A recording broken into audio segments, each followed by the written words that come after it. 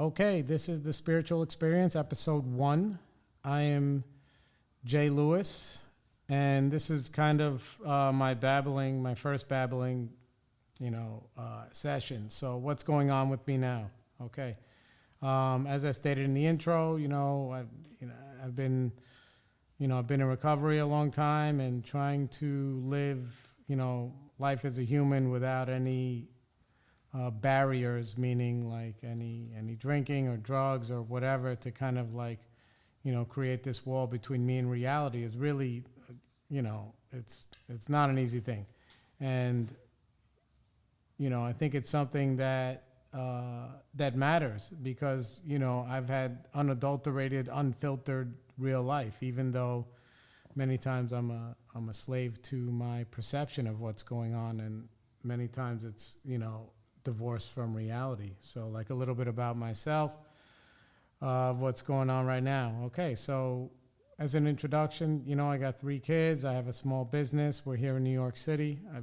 I was born and raised in New York, and I moved to the city maybe about 18 years ago or whatever.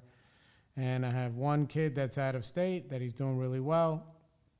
Another one that is actually on their way out of our home as we speak. They're going to go do some Job Corps stuff and really be happy. And the third one, she's the ringleader. She's the ringleader, and she's everything. Her mom is everything.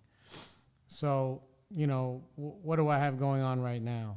It's really, I've been a stepfather to the 2 younger kids for a long time, and with the one leaving the house, like it's like bittersweet. I think at this age when, kids are in their, late teens, early 20s, they really feel suffocated by, by rules, regulations. There's a whole new society. Everybody's like oppressing them and blah, blah, blah. And, I had similar maybe thoughts when I was a kid, but I didn't really identify with the way that some of the kids are handling it. I mean, to be honest, I hated my parents, and not for very good reasons, but I think just because I was a young person and I didn't know a lot about life, and even now, like, we don't really jive on the same communication level, where like sometimes my dad doesn't really have a filter. My mom, my mom's from Puerto Rico, so she's like, she has her own way of seeing the world and doing things and living things. And I have to remember a lot of times that they're from a different planet. My mom didn't have electricity until she was like 9 years old. And then when he was little, I tell my kids all the time, like, hey, when Grandpa was little, black people couldn't even vote. Like, that's how, that's the world that they come from, and I couldn't expect them to really be that compliant to my incessant demands for their attention, for things that I wanted, and all of these, all of these stories that I used to tell myself. So basically, as a kid, I saw how defiant I was, but I had different set of tools. Like, I resented them so much that I used it as fuel to really propel myself into the freedom that my kid is taking now. That, they are, they're going out to Job Corps upstate New York, and they're going to try and get out of their comfort zone and try and do stuff because, being a young adult, I guess, if you want to call them an adult, from my generation or whatever, now I'm like the old man. Like, you weren't an adult unless you could pay your own bills and take care of yourself. And with these kids now, maybe it's a little bit different. Maybe they, maybe they need a little bit more. How can I say this? I don't know. I think they really need a little more validation. Validation was something that we weren't allowed. Like, when I was a kid, like I didn't get a voice, unless I broke things or whatever. And, I guess deep down inside, I really just wanted to matter. And I can remember that all of the things that I thought when I was a kid, like I believed them to be very true in the moment. And then only after looking back on my life now, as I got older, I see like, oh, I was doing the best I could. I remember like my first job that I got, one of the first real jobs I got. I was a roofer in the summertime, and it was funny because, my sister's friend had gotten me basically the job, and all I had to do was go in the basement of this place and, I don't know, lift like weights or something. There was like 150 pounds or, one plate on each side of the bench. You bench it 10 times, whatever you have it. So I got this job, and at the time I was like maybe 17 years old, and I had just got a car. My parents bought me my first car with the money that I got from my bar mitzvah. I look back at that now and I laugh, and in my mind I would have been like, hey, maybe we should invest this money or whatever. But I think by this time I was like 17 years old. I was already, the bell had already rung. I was off to the races. I was hanging out all the time with my friends. I wasn't interested in school. I was drinking. I was doing drugs. I was chasing women and, just living free. Basically, I was living free. So I had gotten this job, and, I just got this car. And it's funny because I had just moved back into my parents' house. I had left there. I was like one of these kids that, basically I ran away once a week. And I would just, I'm packing my shit and I'm fucking out of here, blah, blah, blah. And, my mom would like laugh. But at this point, my debauchery and my life had really spiraled from an outside perspective. It spiraled out of control. I was, 17 years old or something. At this time, maybe 17 or 18. And, no, maybe I was like 16. I don't know. But either way, I was already a father. I had my son 3 months before my 16th birthday. I remember it was a big hoopla in school, and, it was just really, it was a blessing. But at the same time, from a somebody who's trying to raise a kid, like I'm speaking from my parents' side, like it was probably like, I'm sure they were disappointed. My mom definitely, she was disappointed. And, because we come from a family where, people make babies all the time.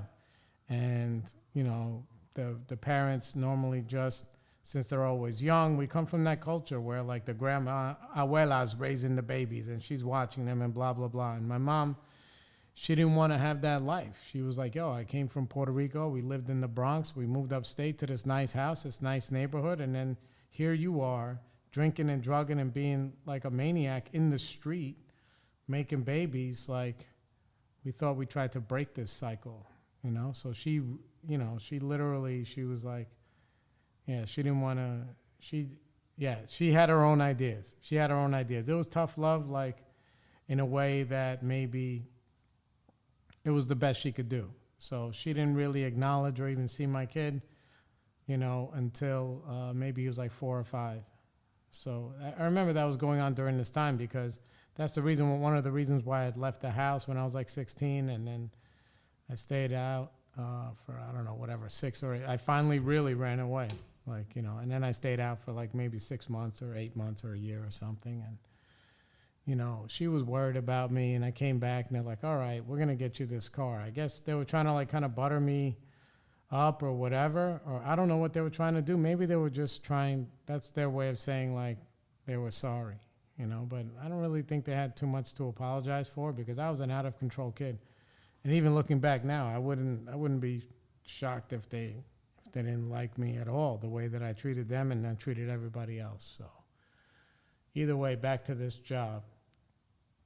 So I go and I get this job, and the job is full of like derelicts, which is like my kind of thing. Like, roofers are not really, nobody's studying for the LSATs and doing roofing in the summertime in Rockland County. Like it's not happening. So, I just hung out with these guys all day on the roofing truck, and then I got on the gutter truck because I couldn't handle bringing the shingles up and down. And, I always gravitated towards the people who were partying and that kind of shit. And there was this guy, and he looked like he was like a roofing god.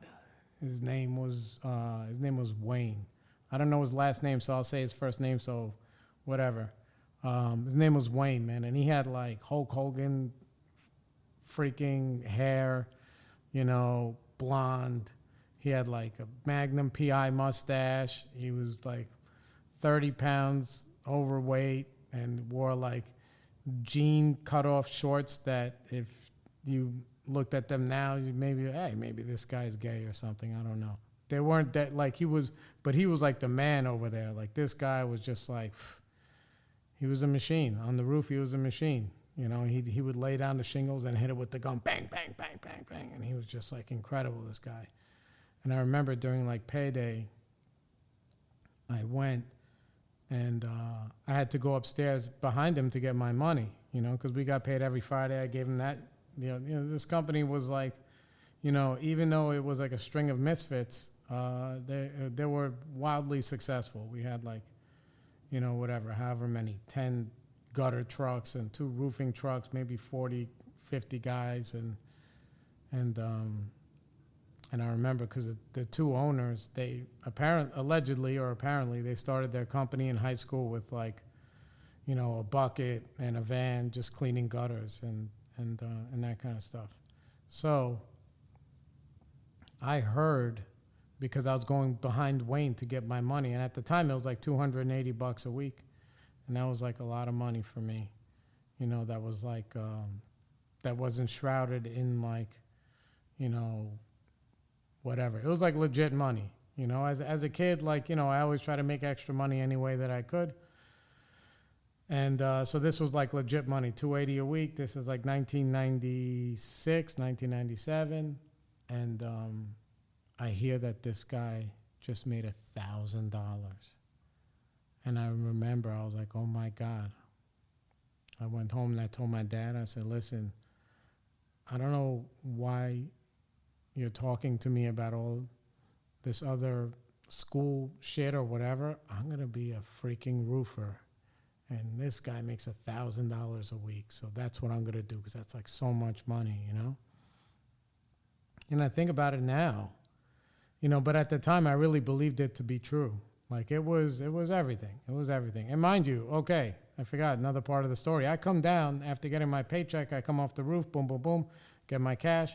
And I got my my tool belt. And the guy who got me the job, lovely guy, Ben, he's like, yo, man, I gotta talk to you in the room over here. And I was like, what's going on?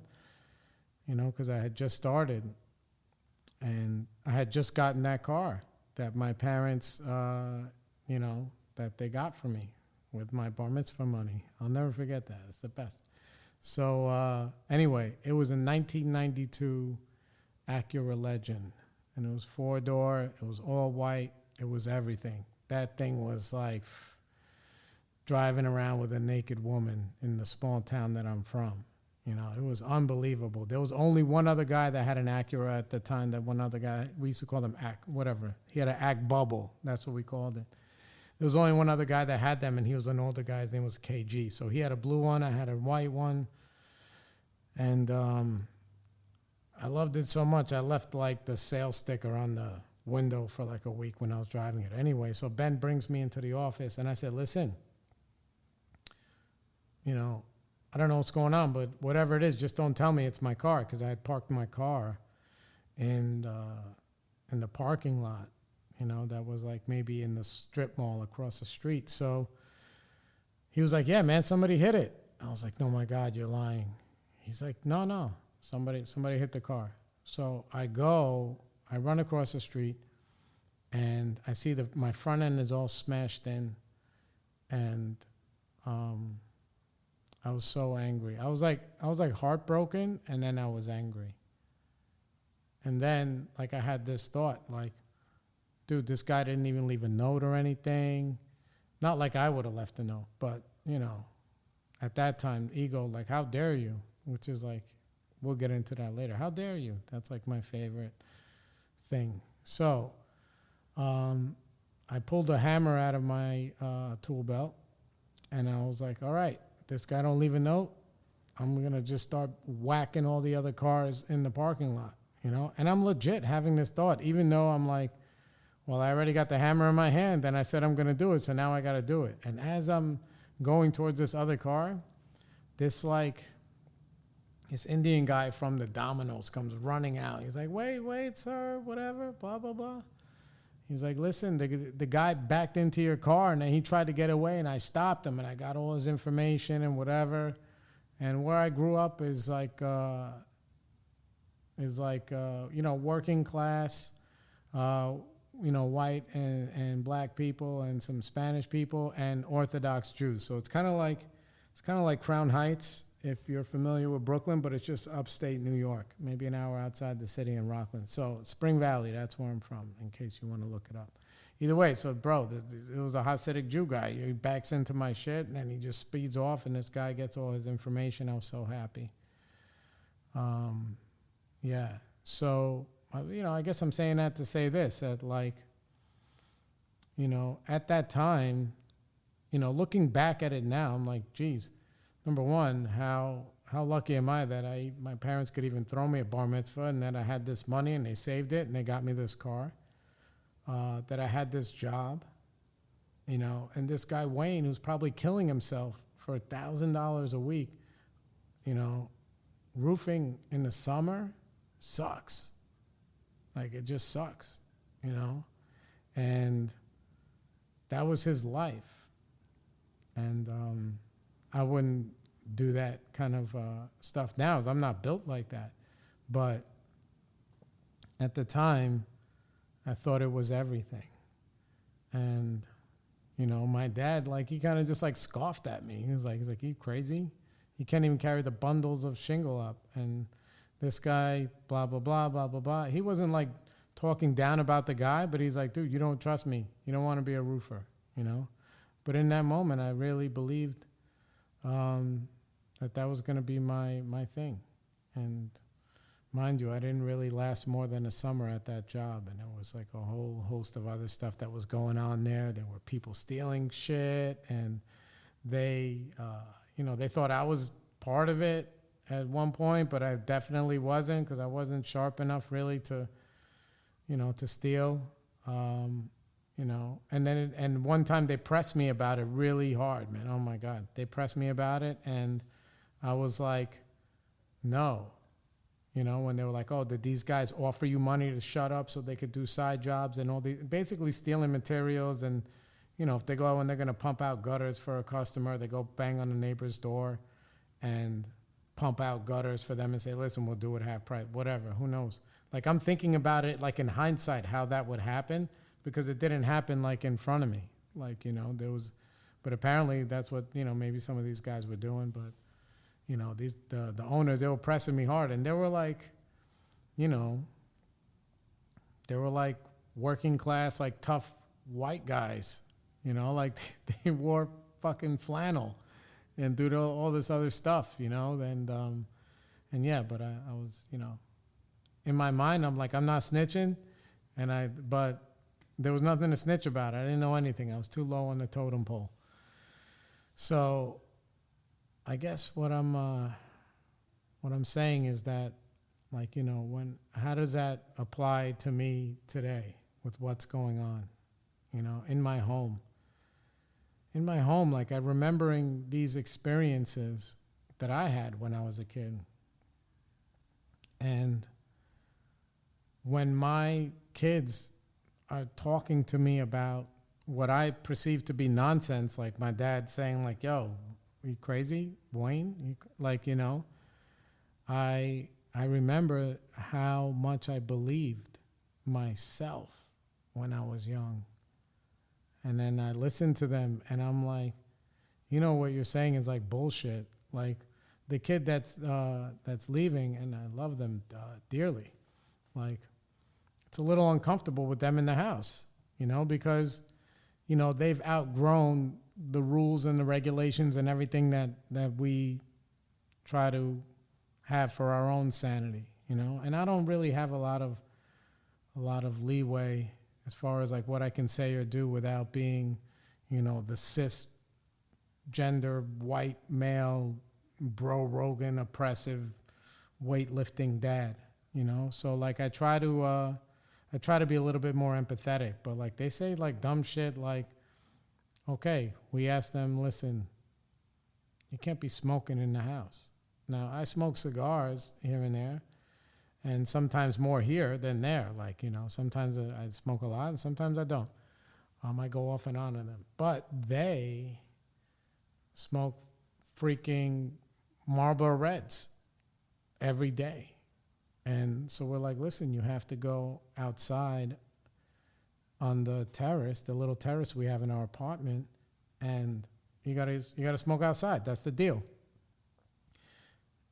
And then when I go into their room and I see that they have their window open and an ashtray there full of cigarette butts, they straight up look to me in my face and be like, no, that's my ashtray from outside and I just brought it in here. Like with the stone cold. And I'm like, wow.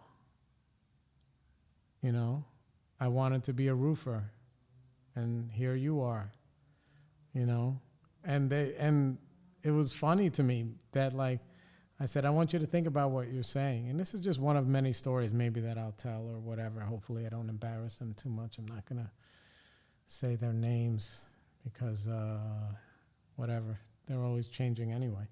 But, yeah, I was like, think about what you're saying. You're saying to me that you smoke cigarettes outside, put them out in the ashtray, brought the ashtray through the house, and then put it on your windowsill. That's what you're saying to me. And she was like, yeah. I was like, okay, well, here we are then. I mean, it sounds ridiculous, but if that's the best you could come up with, then I guess that's that. So, where are we going? Where are we going? I can go back and forth and have these kind of ping pong,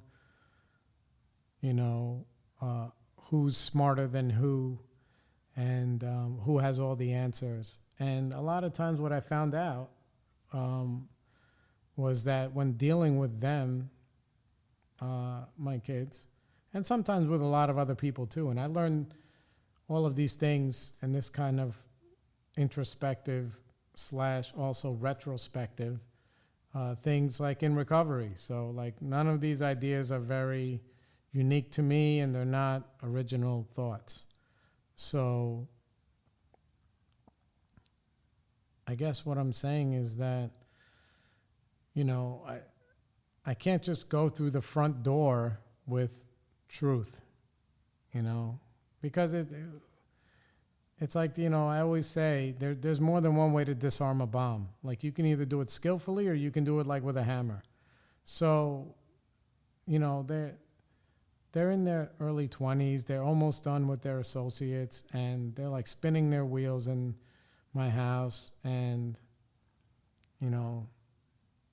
they're coming to work part-time, in our business, but they're, obviously they're working as good as somebody who works who doesn't really care, and I understand that because I've been there too, and that kind of stuff. But, they were like, I had to have like an honest conversation with them and say, listen, I know you don't like the rules, and it's not even the rules that you don't like. The truth is, you don't like the fact that you have to comply to them because you can't be out there yet on your own and have your own space and make your own rules. And you want to be free, right? You don't want anybody telling you what to do. And they looked up at me and they were like, oh my God, yes. I said, well, if you listen to me, I can show you how to get to where you want to go. The only way is accountability. You work, financial freedom, meaning you save a few bucks, you put a few bucks in the market, blah, blah, blah. but it requires legitimacy. Nobody's going to give it to you, you know? And that's when I was like, you know, have you ever thought about, because then I was thinking about it, say, well, you know, they don't want to go away to college, you know, and the pandemic was happening. I might sneeze, which sucks. So I was like, listen, you ever think about Job Corps? They were like, what's that? And I just gave like a brief, you know, Cliff Notes, I cheated off the guy next to me answer, because I didn't really know what it was. I was like, dude, I know one of my cousins, they went when we were kids and they wanted to be like a nurse or something. And that was when they were living in Long Island in Central Islip. And it's a rough area to live, you know? So like, they were like, dude, I got to get out of here. They went to Job Corps. I think they became a nurse or whatever, went out to Arizona, wherever they went, and they never came back. And they've been happy from what I can gather on Facebook. But you know, I know that they found that freedom, you know, so that was basically the story I told them. And then they were like, okay. Then they started looking it up and they started that process. And that was like maybe 6-8 months ago, a year ago. I don't know. You know, initially they wanted to go out to Oregon. I guess we're Wokistan. You know, I'll call it that, Wokistan. They wanted to go out there to Oregon and work in the forest, and, you know, because initially they wanted to be like a beekeeper, and which is cool. When my kids tell me they want to do something, I just believe them, you know. Until that changes, then that's what you're going to do. You know, my son wanted to be a photographer. Here he is, you know, and it's funny. It's what he does. The little one, she wants to be a painter for now. And I'm like, okay, so you paint, whatever, blah, blah, blah. So this one wanted to be a beekeeper. And the pandemic came, and then she had to jump through all these hoops and all this stuff. And then they didn't have a place in Oregon. Then maybe I think it was like Virginia or something. And then finally a place opens up like upstate, you know, and she has to go through all these. I keep saying she, but it's she, it's they, it's whatever. I'm trying to just remember, you know, what it is. It's definitely they. They finally get to a place upstate, and then I'm like, oh my God, I'm so happy for you. And they said, you know, I don't want to be a beekeeper anymore. I want to be a carpenter. And I said, I think that is a fucking dope idea, you know. And then they started taking these classes online or whatever they have to do in order to qualify. And who knew what was going on? And between the time the classes started until now, you know, there was a lot of, you know, breath holding in my home, you know, because I'm like, I know that at any given moment I say or do the wrong thing, or I rock the boat, or I throw my 2 cents in, they can just eject and be like, no, I'm not going to go. You know, maybe out of spite, like who knows? And I'm like thinking to myself, like, you know, how much of this like shit sandwich do I have to eat? You know, because it's just regular teenage stuff and she's not even really doing anything so much to me, but really just kind of like not regarding her mom, like a little disrespectful to her mom, which is it's a big button for me. Throwing little jabs at me and whatever. We don't, you know, yeah, and that kind of stuff, but just like regular teenage stuff. But I know that, like, I don't want to create any conflict. So I'm like not going through the front door and just kind of like, you know, doing these little, you know, going through the side window and saying, and planting these little seeds. Because if I really want to be honest, they took my advice. They found the place they wanted to go. They sent in all their applications. They put in the fucking footwork, and they did it. And now they got their ticket to ride. And they're going to be leaving tomorrow, which is dope. And I'm sure they're nervous. They've been packing. It's like, you know, like the show is on the road. They only gave us like maybe 3 days notice of the actual day that she was leaving. It's almost like in my mind, I'm like, what is this, like the Navy SEALs or something? But the truth is, you know, I'm proud of them. They did it, you know, and I didn't fill out one form. I didn't do anything except for maybe just listen to some of their ideas that I thought were ridiculous, but real to them, and then maybe just plant a little seed of something that can give them some relief. Because who doesn't want to be free? You know, that's everything. You know, freedom is everything. But like I told her, same thing that I learned is that freedom, and I'm going to sound like one of these like these maniacs, like freedom's not free. It's not free, you know. You have to earn it, and you have to earn it by being brave, and you have to earn it by being vulnerable and by being honest with yourself. Like, all right, you know, this is what I have to do. I have to put in the footwork, and a lot of it I'm going to have to do on my own. There are people who will support me and who'll be there behind me and next to me, but I'm the one that has to swing the axe, you know? And it's very uncomfortable because I can easily just push buttons and, you know, write a check or do something to make their life a lot easier. But I also know that, like, in those uncomfortable situations is where all the growth happens. And that's where the freedom is. It's in that, you know, I guess like that suffering. The suffering of being honest with yourself about what you're made of and who you want to be, and the fact that you can do that. So anyway, I'm signing off. I'm proud of them, and I'm going to go get a cigar. Peace.